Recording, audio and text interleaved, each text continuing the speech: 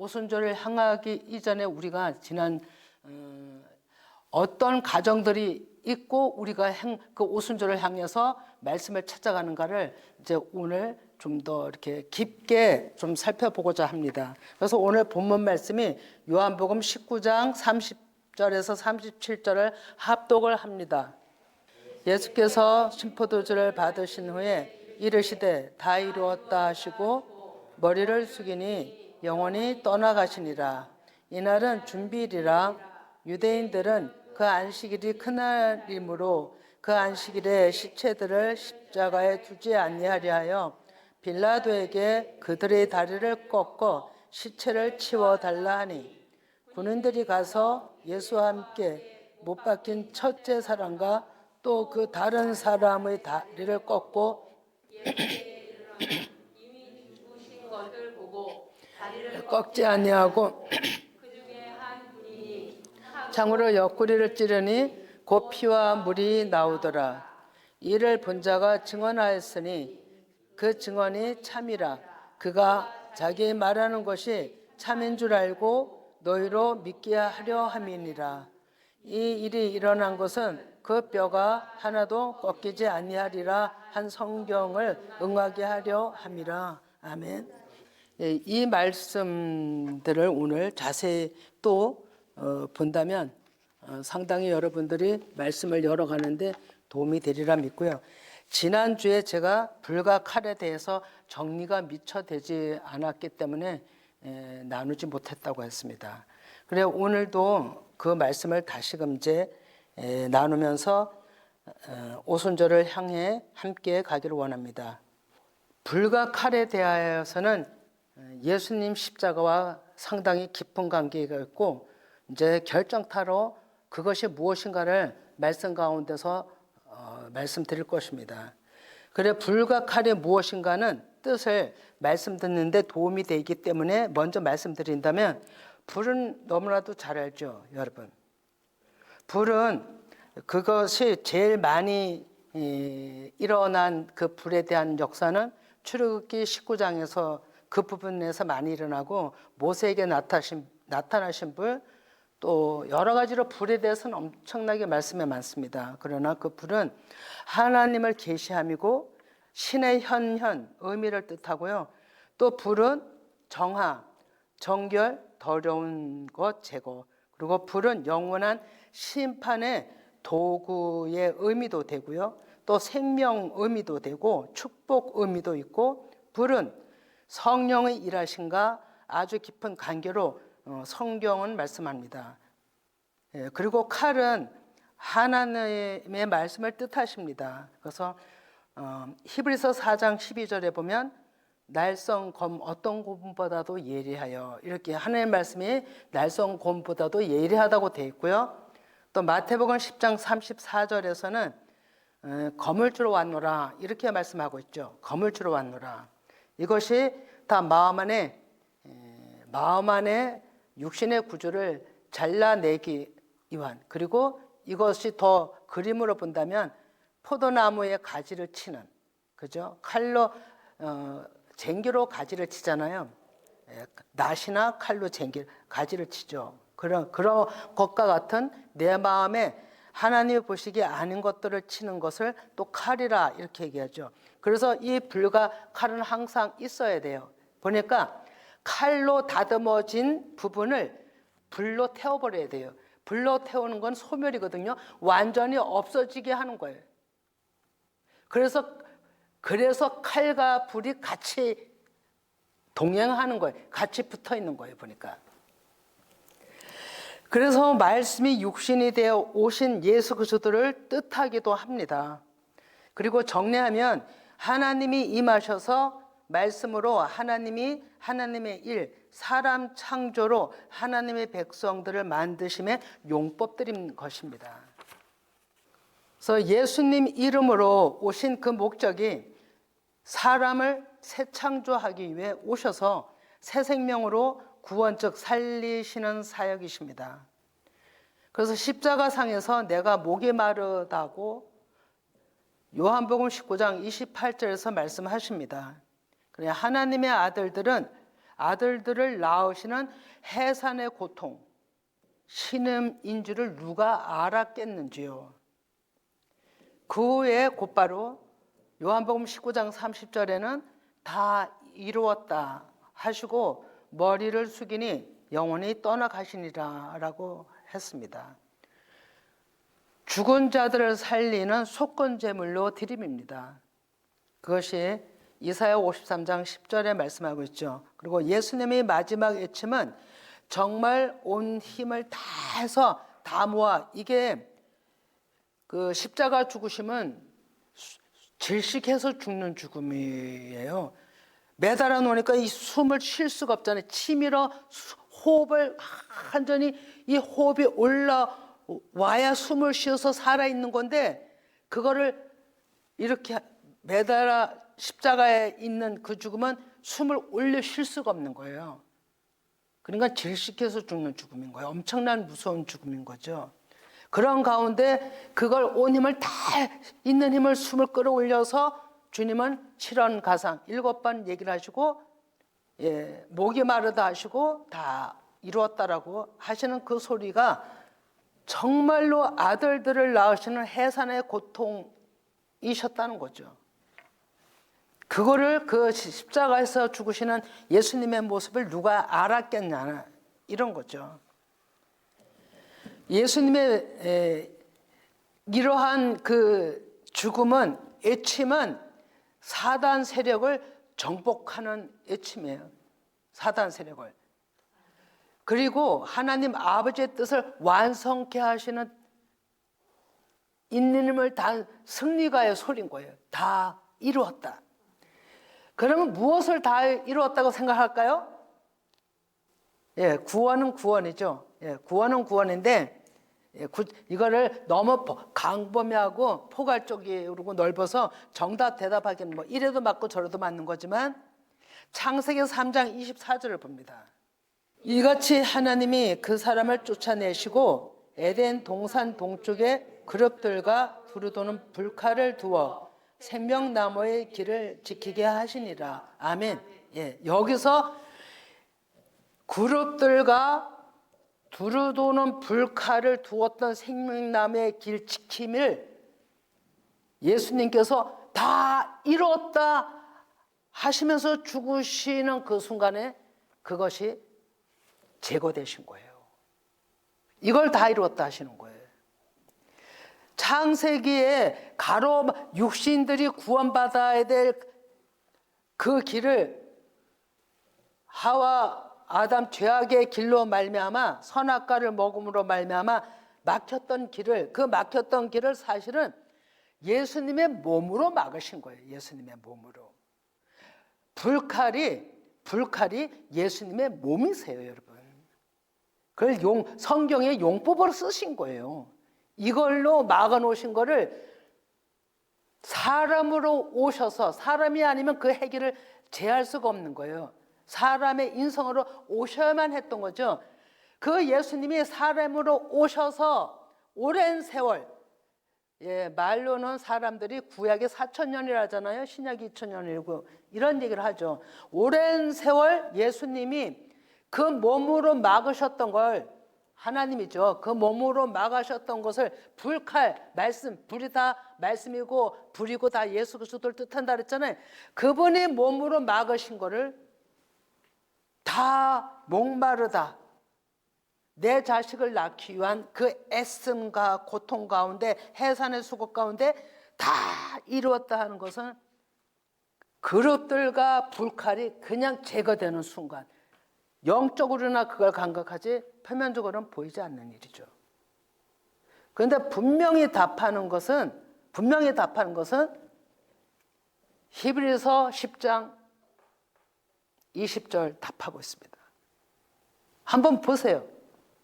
히브리서 10장 20절 같이 읽어봅니다. 그 길은 우리를 위하여 회장 가운데로 열어놓으신 새로운 살 길이요 희장한 곳 그의 육체니라, 이렇게 돼 있죠. 불칼이 예수님의 몸이세요, 여러분. 처음 들어보는 소리네 이렇게 얘기할 수도 있지만, 말씀이 그거를 얘기를 하고 있는 것입니다. 성전이 예수님의 몸이라 그랬잖아요. 그죠? 그래서 뜰이 있고 성소가 그 지성소가 있고 그 앞에도 휘장이 있고 지성소 앞에도 휘장이 있고 두 군데 휘장이 있다 그랬어요. 그 앞면의 휘장이 감람산에서 예수님 돌아갔을 때 위에서부터 밑으로 찢어졌다 했죠. 실제로. 그런데 그것을 히브리 기자는 그것을 예수님의 휘장이 찢어진 것이 예수님의 육체라고 얘기를 하는 거예요. 예수님이 다 이뤘다라고 하신 것은 에덴에 막힌 문을, 천국으로 못 들어가는 그 문을 예수님의 몸으로 죽으시면서 열어놓으신 거가 다 이루어진 거예요, 여러분. 그게 완성이에요. 예수님이 하시는 일은 그렇게 하신 거예요. 그러면 이제 우리가 이제 그거를 믿고 따라가고 들어가야 되는 거죠. 에덴이 내 안에서 회복이 돼야 되는 거죠. 이렇게 말씀이 풀어지더라고요. 예, 그러면 하나님께서는 에덴에 보면 죄를 지은 자가 영원성을 가질까 봐 창세기 3장 22절인가요? 예, 이렇게 얘기를 하고 있죠. 22절 같이 읽어봅니다. 예, 여호와 하나님이 이르시되 보라 이 사람이 선악을 아느니래 우리 중 하나같이 되었으니 그가 그의 손을 들어 생명나무 열매도 따먹고 영생할거 하노라. 아멘. 죄악을 진 가운데서 영생이 되면 어떻게 되겠어요? 그래서 하나님께서는 죄를 진 자들을 분리시키신 거예요. 아담과 하와를 분리시켜서 완전히 진리의 영역을 하나님이 사수하신 거죠. 예수님의 몸으로 사수하신 거예요. 그리고 때가 됨으로 예수님이 또 인자로 오셔서 그 몸으로 본인이 찢으신 거예요. 열으신 거예요. 어찌하든지 우리는 내 안에 들어온 생명을 사수하는 것이 우리의 사명이에요. 우리의 임무예요. 생명의 길이라는 거죠. 그런데 우리가 자꾸 혼합을 시키잖아요. 혼합시키면 안 됩니다. 진짜로 진리만 받아 먹어야지. 이 말씀 저 말씀 다 유튜브 얼마나 유명합니까? 얼마나 유명하냐고 목사들이 이름이 나 있냐고요. 분별을 못하고 그분들도 다 진리라고 얘기를 하겠죠. 그러나 진리의 분별은 말씀으로 오직 전하고 말씀의 깊이, 말씀 안에 그 말씀 영을 깨달아서 전하는가 아니 전하는 걸 우리 분별해야 되는 거죠. 지금 에덴의 문이 열린 것은 영으로 열린 거예요, 여러분. 보이는 에덴 문이 열린 게 아니에요. 보이는 에덴은 우리 사람이에요. 그런데 내 안에 얘기했죠. 처음에 얘기한 증언. 내 안에 답답하고 막힌 것이 말씀이 깨달아지면서 이게 확 열려서 마음이 금세 평안이 왔다고. 이게 에덴문 열리는 거예요. 내 육신이 죽고 열리는 거예요. 내 육신이 제거되고 답답함이 물러가고 평화가 들어오는 것이에요. 그것이 에덴이 열리는 거예요. 이런 일이 반복에 들어가 보세요. 얼마나 우리가 충만하게 살 수 있겠는가. 다 이게 영적인 거기 때문에 겉으로 보이는 어떤 문을 열고 들어가고 문을 닫고 이러는 건 아니라는 거죠. 예수님이 그렇게 십자가 상에서 그 일이 이루어진 것이 이사야 66장 8절을 봅니다. 66장 8절에 보면 이러한 일을 들은 자가 누구이며 이러한 일을 본 자가 누구이냐. 나라가 어찌 하루에 생기겠으며 민족이 어찌 한순간에 나타나겠느냐. 그러나 시온은 진통하는 즉시 그 아들을 순산하였도다. 아멘. 예수 그리스도의 십자가 죽음을 통해서 나아지는 아들들에 대해서 얘기를 하시는 거예요, 이 말씀이. 우리 이 말씀 뜻도 모르고 그냥 하나님의 말씀이니까 또 이렇게 십자가와 연관된 진통된 이런 그냥 그렇게 넘어가지만 이게 정확하게 예수 그리스도를 뜻해서 말씀하시는 거라는 거죠. 순간적으로 예수님이 그 오랜 기간 동안의 계획 가운데 순간적으로 내가 죽어서 사람들을 구원시켜야지 이게 아니고 오랜 세월 동안 시간의 경륜과 작정으로 섭리에 따라서 하나님이 그렇게 예수 그리스도 인자로 오신 그 아들 이름을 통해서 이 일을 하시는 것을 예언하셨던 거죠. 이것 또한 내가 목마르다 하시면서 다 이루었다 하는데 속한 말씀이에요. 예, 그러면 이것과 연관된 아기나타가 정말로 아들이 없어서 정말로 이 사람이 뭐 하나님 아들이 없다라고 생각을 했겠어요? 내 앞에 아들이 없어서 애통해서 아기나타 죽은 사람 이름 아시죠? 큰 소리로 얘기해 보세요. 예, 라헬. 예, 라헬. 라헬은 누굽니까? 또 한번 물어봅니다. 라헬은 누구예요? 누구 부인이에요? 야곱 몇 번째요? 둘째 부인. 네, 맞죠. 예. 그런 겁니다. 근데 이분이 죽은 것이 예수님의 십자가와 연관되어 있는 겁니다. 왜 연관이 되어 있을까요? 정리 잠깐 하면 라헬이 그렇게 아들을 낳기를 원하다가 다른 부인들의 아기도 잘 낳아요. 그런데 유독이 라헬만 아기가 없었잖아요. 사랑하는 자인데, 야곱의 사랑하는 자인데. 근데 그가 아기를 낳다가, 자, 또 하나 퀴즈 낼게요. 어디서 그랬을까요? 어디서 아기를 낳았었을까요? 어디서 아기를 낳았었을까요? 자, 그러면 힌트를 드릴게요. 예수님이 어디서 태어난다 그랬어요? 베들레헴. 그런데 라헬이 어디서 아기를 낳다 요셉을 낳다 죽었냐면요, 에브랏, 옛날 베들레헴이 옛날 이름이 에블랏이에요. 그 근방에서 아기 낳다가 죽은 거예요. 아기를 낳고 죽은 거죠. 그러면 예수님이 태어나는 그곳이 지경이에요. 거기서 오랜 후의 일이잖아요. 오랜 후에.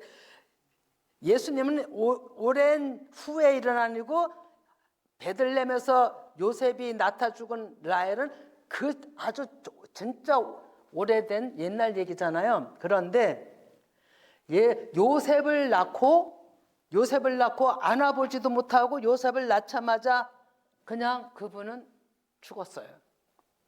그리고 그 요셉은 놀랍게도 고난받는 주의 종으로 예표자예요. 고난받는 주의 종으로 예표자고, 또 양식이 없어 굶어 죽는 때 통치자로, 총리로 많은 사람을 구원하는, 이것은 말씀으로 하나님의 백성들을 구원하는 것과 똑같은 그런 예표자였어요. 요셉이. 그 훌륭한, 그래서 요셉을 예수님의 예표자라고 합니다. 근데 그 훌륭한 예표자를 낳을 때도 같은 지역에서 낳고, 낳을 때도 정말로 젖 한번 먹어보지 못하고 낳자마자 낳는 순간에 그 엄마는 죽었던 거예요. 죄송합니다. 베냐민. 죄송합니다. 그 말을 안 해줬더라면 제가 말을 진짜 계속 잘못할 뻔했네. 베냐민이 그린 거죠. 그래, 베냐민이 거기서 날 때 낳자마자 이름을 베논이라고 그랬는데, 베논이는 슬픔의 아들이에요. 그래, 엄마를 접도 못 물리고 그냥 죽었잖아요. 그래서 곧바로 야곱이 베냐민이라고 바꿔준 거예요. 베냐민은 하나님의 아들이라는 이름을 가지고 있어요. 베냐민은 예수 그리스도의 이름과 같은 그런 이름을 주신 거예요. 베냐민이라는 이름이. 그렇게 해서 이 라헬은 두 번째 아들을, 첫 번째 아들은 요셉이란 아이를 낳고, 두 번째 아들을 베노니를 그 베들레헴에서 낳다가 그렇게 이제 된 거죠. 그리고 그 베냐민이 그 요셉의 보면은 베냐민을 데리고 와야 형제들이 양식을 사고 구원받을 수 있다, 막 은잔 이런 얘기 하잖아요. 베냐민이라는 이름이 상당히 중요합니다. 베냐민은 예수 그리스도 하나님의 아들을 뜻합니다. 그런 의미를 가지고 있죠. 이렇게 라헬과도 연관이 있습니다. 예수님의 십자가 죽으심이 베노니, 제가 말을 잘못했는데요. 베노니, 요셉은 큰아들이었고 베노니, 그런 상황이었죠. 자, 그러면은 이제 조금 더 우리가 살펴보면은 불칼에 대해서 예수님이 열어놓으신 방법은 불칼이에요. 예, 그 불칼이 곧 회장이라고 지금 얘기를 했어요. 그런데 로마서 6장 4절에 봅니다. 로마서 6장 4절. 예, 로마서 6장 4절에 같이 읽어봅니다. 그러므로 우리가 그의 죽으심과 합하여 세를 받음으로 그와 함께 장사되었나니 이는 아버지의 영광으로 말미암아 그리스도를 죽은 자 가운데서 살리신 같이 우리로 또한 새 생명 가운데서 행하게 하려 하심이라. 아멘. 예, 이런 것처럼 우리도 반드시 예수 그리스도와 함께 십자가에 장사돼야 됩니다. 내 자아가 죽어야 되는 거죠. 그리고 지금 오는 깨달아지는 것이 베노니에서 슬픔의 아들에서 베냐민으로 반드시 바꿔줘야 그 형제들이 구원의 반열로 들어가는 놀라운 비밀이 연관되어 있는 거예요. 하나님은 모든 일들을 하나하나 다 그렇게 연결지어 놓으신 거죠. 이름 하나를 그냥 헛되게 하신 게 아니죠. 예. 그리고 또 불칼에 대해서 불칼로 심판이 임하잖아요. 심판이 임하는데 그 심판이 내 자아, 육신, 생각이 죽임을 당하는 겁니다. 이것이 죄사함이에요, 여러분. 내 육신의 죄사함 당하는 게 죽음으로써 당하는 거예요. 죽으면은 살아있는 죄성이 효력이 없는 거예요. 죽으면. 그렇기 때문에 우리가 육신이 죽음을 당해야 죄가 사해지는 거예요. 육신이 죽음을 당해야. 법정에서도 오늘날의 법정에서도 그 사람이 죽으면 그 죄에 대해서는 더 이상 묻지 않는다 그러잖아요. 그게 아마 성경적인 것 같아요. 그래서 그 불과 칼이 정확하게 예수 그리스도이심을 말씀하는 거예요. 그리고 에덴을 막았던 것도 예수 그리스도 몸이 막으셨던 것이고 그것을 다 이뤘다는 그 말씀 안에 다 들어간 거죠. 그러면 이것이 이제 새 생명이 살아나는 거죠. 새 생명. 그런데 이것을 하나님께서는 제가 여러 번 말씀했지만 이사야 66장 15, 16절에 봅니다. 이사야 60장 15, 16. 보라, 여호와께서 불에 둘러싸여 강림하시리니 그의 수레들은 회오리 바람 같으리로다. 그가 형력한 이새로 노염을 나타내시며 맹렬한 하염으로 책망하실 것이라. 여호와께서 불과 칼로 모든 혈육에게 심판을 베푸신즉 여호와께서 죽임당할 자가 많으리니. 아멘. 불과 칼이 예수 그리스도예요. 불과 칼이. 불과 칼은 예수 그리스도의 또 하나의 이름이요, 도구요, 용법인 거예요. 그동안에 불과 칼을 많이 외쳤지만 예수 그리스도라고 딱 연결 지어지는 것은 이 말씀 준비하면서 깨달음을 주신 거예요. 아, 이렇구나. 하나님의 이름의 한 도구이고 용법들이구나 라는 걸 알게 된 거죠. 그런데 이것을 반드시 하시기 위해서 가장 중요한 거 읽고 넘어갈 것은 17절 보면 같이 읽어봅니다. 스스로 거룩하게 구별하며 스스로 정결하게 하고 동산에 들어가서 그 가운데 있는 자를 따라 돼지고기와 가증한 물건과 쥐를 먹는 자가 다 함께 망하리라. 여호와의 말씀이니라. 이것은 반대잖아요. 깨닫지 못하면 망하는 거예요. 망하는 자가 되는 거예요. 깨닫지 못하면. 불칼이 내 안에 들어와 일을 안 하면 망하는 자들이 되는 거라고요. 그럼 불칼이 뭘로 들어온다고요? 자, 묻습니다. 불칼이 뭘로 들어온다고요? 불칼이 뭐라 그랬죠? 말씀. 불칼이 다 말씀을 뜻해요. 예수 그리스도를 뜻해요. 불도 예수 그리스도 이름 하나의 용법이고요. 칼도 예수 그리스도를 다 나타내는 거예요. 하나님의 영을 나타내시는 거예요, 다. 근데 이렇게 용법만 다르게 썼을 뿐이에요, 용법만. 그러면 이사야 4장 4절 한번 보십니다. 이사야 4장 4절 시작. 이는 주께서 심판하는 영과 소멸하는 영으로 시온의 딸들이 더러움을 씻기시며 예루살렘의 피를 그 중에서 청결하게 하며 하나님의 백성을 삼으시려는 사랑이고 창조 역사입니다. 그러니까 반드시 하나님께서는 심판의 영, 칼이에요. 소멸의 영, 불이에요. 그래서 칼과 불이 일한다는 걸 얘기를 하는 거예요. 그래서 시온의 딸들의 더러운 것을 씻기고 새 예루살렘을 다시 일으키겠다는 얘기예요, 이 말씀이. 그러면 불과 칼에 대해서는 이것이 예수 그리스도를 뜻한다는 걸 이제 다 알게 되잖아요, 그죠? 그냥 막연하게 불과 칼이라고만 생각하는 것이 아니라, 근데 아주 재미난 거 있죠. 여러분들이 잘 아는 불과 칼을 가지고 산으로 올랐던 자가 있어요. 누굴까요? 아브람, 또 누구? 이삭. 예, 재밌어요, 여러분. 아브라함이 한 산, 그 한 산이 어딜까요? 모리아산. 모리아산에 뭐가 들어섰나요? 모리아산에 대하 3장 1장 보면 거기에 무엇이 들어섰어요? 큰 건물, 성전. 예. 성전이 들어섰잖아요. 그 하나님이 솔로몬을 통해서 다윗의 아라우나 타작 마당을 사게 해서 바친 곳이 모리아산이에요. 그곳에다가 솔로몬을 통해서 성전 건축을 했는데, 그 오랜 전에 아브라함과 이삭을 어디 가서 제사 지내라 했냐면, 그 창세기에 보면 나옵니다. 모리아산에, 모리아산, 모리아 한 지역, 한 산에 가서 번제를 드리라 했죠. 그런데 거기에 뭐를 가져갔냐면, 도구가 뭐예요? 예, 지금 계속 얘기하잖아요. 불과 칼이에요, 불과 칼. 예, 그 말씀 한번 그거 보면요, 불과 칼 가지고 갑니다. 예, 불과 칼을 가지고 하인들도 다 놔두고 둘만 가잖아요, 불과 칼. 그래서 이제 이삭이 묻는 광경이 나오잖아요. 그런데 불과 칼을 가져가서 찔러서 각을 쳐서 죽이려고 그대로 하니까 그때 하나님의 음성이 들렸잖아요, 그죠? 아브라함아, 아브라함아, 손대지 말라고.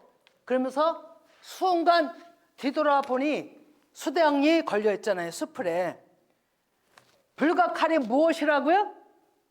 불과 칼이 예수 그리스도께서 이미 같이 동행하신 거예요, 불과 칼을 가지고. 그래서 그 일을 행하고자 하니, 그 모리아산의 뜻이 뭐냐면요, 모리아산의 뜻이 여호와께 보여짐이란 뜻이 있어요. 그러니까 여호와께 이삭과 아브라함이 하는 모습을 다 지금 하나님이 보고 계시는 거고, 그 아주 그냥 불과 칼 그 앞에서 그렇게 일이 행해지는 거잖아요. 그렇게 보고 있는 가운데 일이 이루어지는 거예요. 그러니까 하나님께서 아브라함아, 아브라함아 부르시면서 그것을 막으시고 수당으로 제사를 지냈죠. 거기가 성전이, 그러면 자, 또 물어보겠는데요. 솔로몬 성전이 모리아 땅에 지어졌어요. 그러면 그 모리아 땅은 바로 누가 돼야 돼요? 모리아 땅. 예? 내가 돼야 돼요, 내가. 예, 맞아요. 내가 돼야 되는 거예요, 모리아 땅이. 거기에 성전이 들어서잖아요. 아직까지 성전이 지어지지 않은 모리아 땅 같은 내가, 내 안에 하나님의 성전이 뭘로 지어져요? 뭘로? 예, 불과 칼. 예수 그리스도 이름으로 지어진다니까요, 불과 칼로. 잘라내고 태우고. 그래서 온전하게 성전이 들어서야 되는 것이, 우리가 성전일을 하잖아요. 그렇게 지어져요. 준비가 돼야 되는 거예요. 성전이 준비가 돼야 우리가 하나님 앞에 지성소로 나아갈 수 있는 거예요. 성전, 모리아 땅이 내가 하나님 앞에 딱 이렇게 점이 찍혀져야 돼요. 그래야 뜰이 있고 성소가 있고 지성소가 있잖아. 그러면 우리가 지금은 하나님을 못 만난 상태는 뜰이에요. 뜰에 머물러 있어. 근데 하나님을 알아가는 그러니까 뜰에 머물러 있는 때가 유월절이에요. 유월절. 십자가 죽음이에요. 그러면 거기서 이제 요새 지난주에 지나갔잖아요, 절기로는. 그러면 거기서 이제 뜰을 지나 십자가 유월절을 지나 오순절을 향해 가잖아요. 오순절을 향해서 온전하게, 오순절의 영역이 말씀이 깨달아지는 영역인데, 불과 칼이 계속 나한테 오는 때예요. 그때가 뭐냐면 오순절에 충만한 때를 이뤄가는 거예요. 오순절에 충만한 때를. 그게 6월절을 지나 50일 오늘 한 오멜에 대해서 말씀했잖아요. 계속 그걸 흔들며 회개하며 하나님을 찾아 올라가는 그 기간이 50일이 오순절을 향해서 우리가 가는 거예요. 이것이 성소 수준이에요. 성소 수준. 그러면 지성소 수준으로 나가야 되잖아요. 지성소 수준. 말씀이 임하는 곳. 말씀이 임하는 곳으로 나가야 되는 때는 가장 거기에 뭐가 또 찢어져야 돼요? 뭐가 찢어져야 돼요? 휘장이 찢어져야 돼요. 지성소로 가로막고 있는 휘장이 있어요. 두 번째 십자가가 찢어져야 되는 거예요. 크게. 예를 들어 첫 번 홍해 바다가 찢어졌다면, 물을 건넜다면, 두 번째 요단강을 걷는 것처럼 처음에 막는 희막의 휘장이 있다면 지성소에 막는 휘장이 있단 말이에요. 그러면 오순절이 충만해야만 지성소로 하나님과 초막절에 하나 될 수 있도록 그 휘장이 또 그 몸으로 막으신 그 휘장을 또 한 번 예수 그리스도와 함께 찢어져야, 쪼개져야 초막절에 우리가 들어갈 수 있는 거예요. 그래서 계속 말씀을 따라 올라가야 되는 겁니다. 그래서 우리가 모리아 땅에서부터 우리가 시작이 돼야 되는 거예요. 모리아 땅에서부터. 자, 그러면 이제 재미난 얘기 또 하는데, 요한복음 19장에 보면 오늘 본문이잖아요. 이거는 이제 제가 천천히 이제 봅니다. 거기에 보면 뼈를 꺾지 말라고 되어 있죠. 뼈를 꺾지 말라고. 이것은 제가 시간이 없기 때문에 저것만 놓으실 분들은 적어 놓으시기 바랍니다. 뼈는 골격입니다. 하늘나라 골격을 얘기하고 기둥을 얘기합니다. 그래서 가나안 정복할 때도 요셉이 반드시 자기의 골격, 그 뼈를 가지고 들어가라고 한 겁니다. 요셉이 아까 얘기했듯이 예수님이 예표자라 했잖아요. 그 골격을 가지고 가나안 땅을 들어가야 했던 거예요. 예, 그랬던 것처럼 민수기 19장 12절, 출애굽기 12장 46절, 시편 34장 20절에 보면 다 뼈를 꺾지 말아야 되는 것이 나옵니다. 예, 다시 한번 읽어드리면 민수기 19장 12절, 출애굽기 12장 46절, 시편 34편 20절, 이 뼈를 꺾지 말아야 되는 데 대한 말씀이 나오고요. 자, 여기 보세요. 요한복음 19장 34절을 보면 한 군인이 창으로 옆구리를 그냥 사정없이 팍 찔렀다 그랬어요. 아마 높이 십자가는 쳐 있는데 밑에서 창을 가지고 아마 이렇게 찔렀을 것 같아요. 그죠?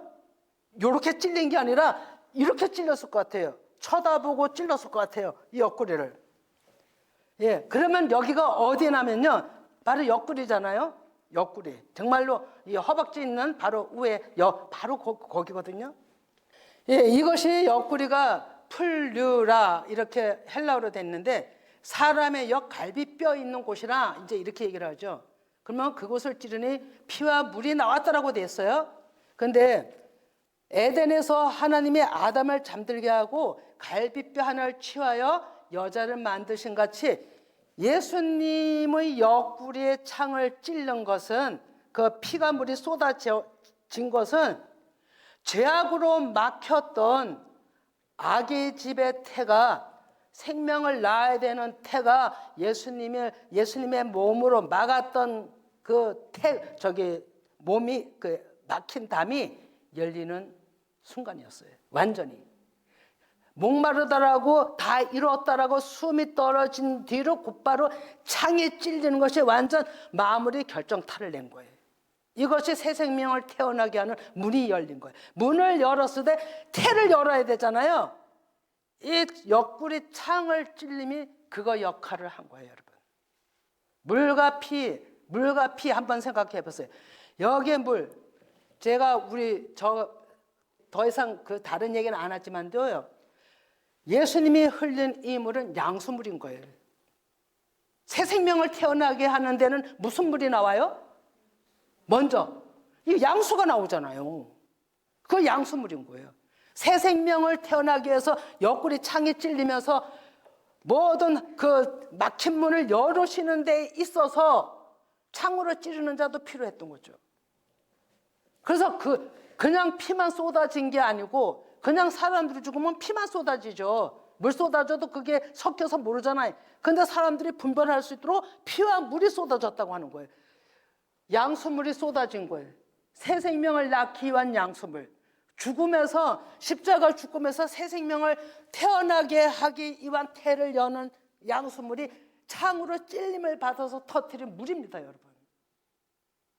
그리고 피는 생명이에요.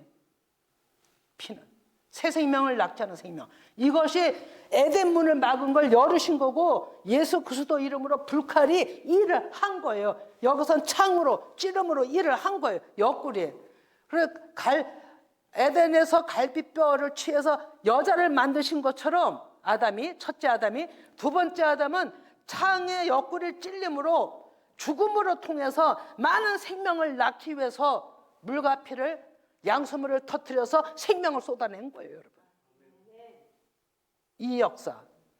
그래서 이 십자가상에서 옆구리의 찔림도 예언이 되었죠. 시편 42편 10절 읽지 않습니다. 시간이 자꾸 가니까. 여러분들이 집에 찾아가서 살펴보시기 바라고 들으시는 분들도 찾아보시면 아마 더 낫게 될 겁니다. 그리고 약복강가에서 또 야곱 알죠, 그죠? 야곱이 어디를 찔렸어요? 야곱이 어디를 쳤어요? 하나님이? 그 한도뼈가 원을 찾아보면 옆구리로 나와요. 옆구리가 중심부잖아요, 중심부. 에덴의 문 막힘이 중심부였어요. 에덴의 가로막힌 문이 그 막힌 담이 중심부였어요. 사람의 중심부. 야곱도 그 야곱이 하나님이 야곱을 살리기 위해서 중심부를 치신 거예요. 다리는 절었지만 분의 하나님을 만나고 새 생명을 얻었잖아요. 이스라엘이라는 이름을 얻었잖아요. 그죠?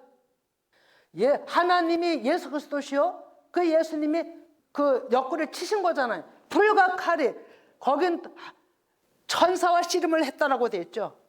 그것 또한 하나님이 일하심의 이름 하나의 용법인 거예요, 여러분. 그래서 완전히 내 중심을 제거해야만 제거함을 당해야만 우리는 살아나는 역사가 일어나는 거예요.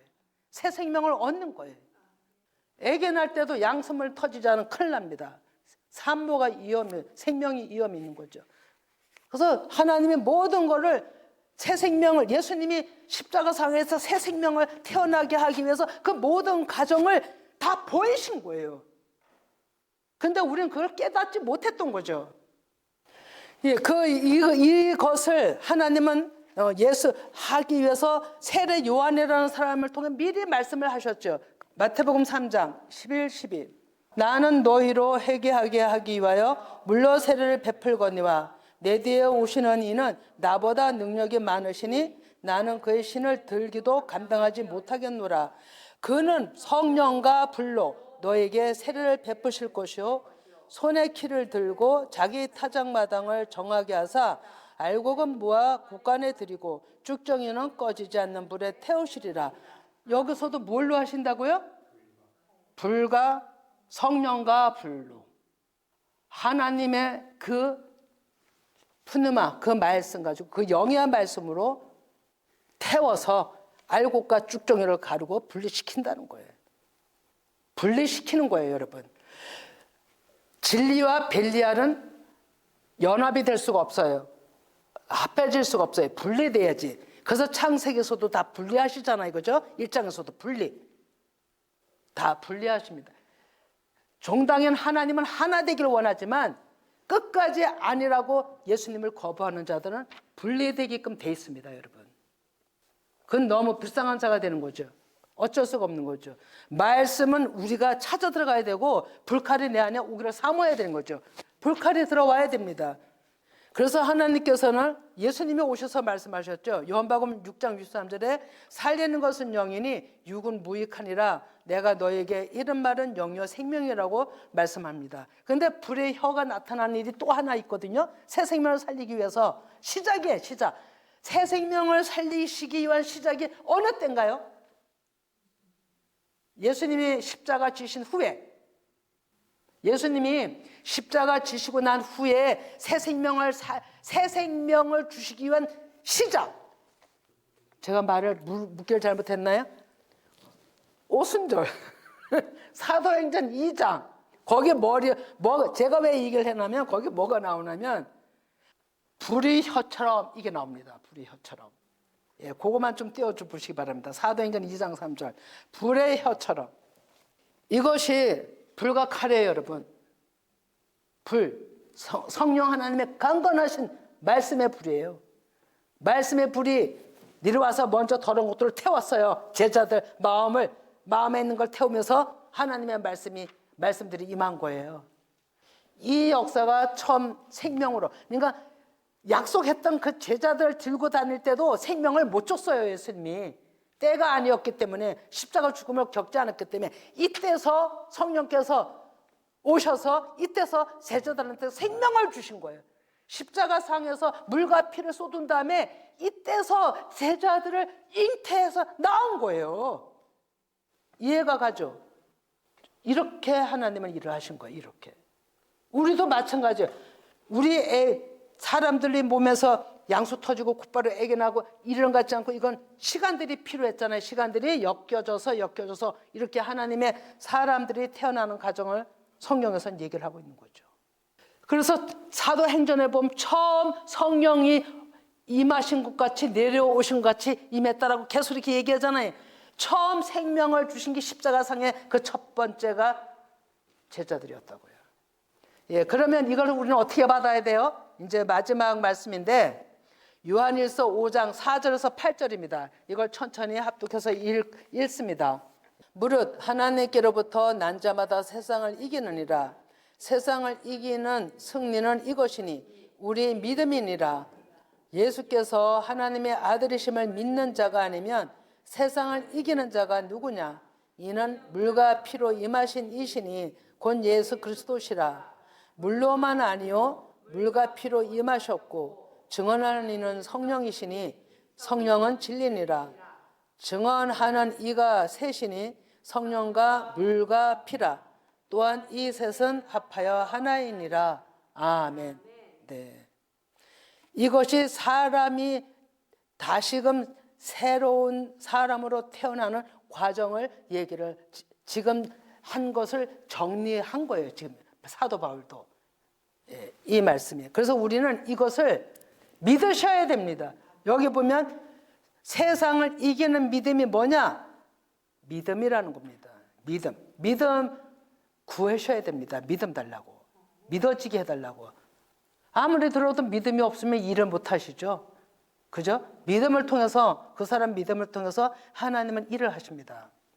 이 역사가 오늘 오전 오후 들은 말씀에 또 한 주간을 여러분들을 온전히 아주 붙잡아 주시기를, 정말로 붙잡아 주시기를 간절히 기도합니다. 예.